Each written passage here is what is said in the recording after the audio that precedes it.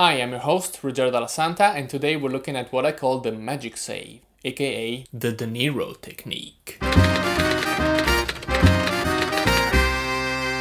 You talking to me? You talking to me?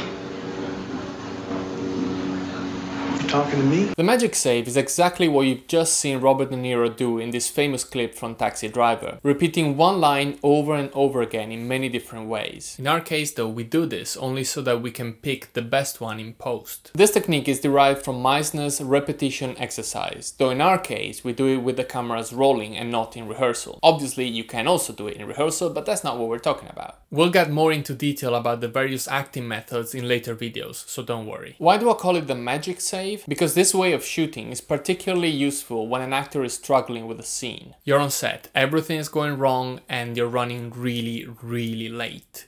Maybe you didn't have time to rehearse, maybe the actor you picked is not very experienced, or maybe you just added a long monologue at the last minute. Anyway, your actor is struggling and you can't find any way to help him or her do the whole scene from top to bottom. So just explain to them that you want to use the DeNiro technique and you want them to repeat each single line over and over again until you say next. Make also sure that they leave a little gap in between each repetition or editing will become a nightmare. So that's how a real man talks, right?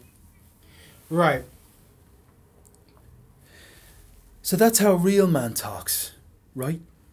Right. So that's how a real man talks, right?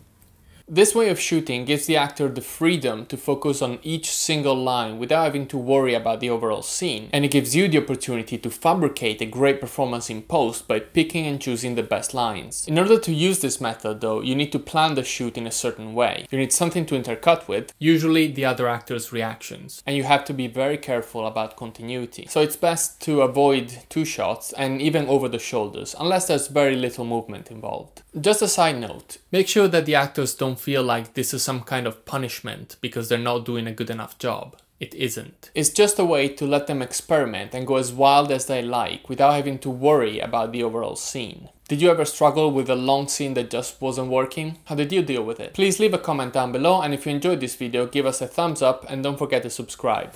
See you next time.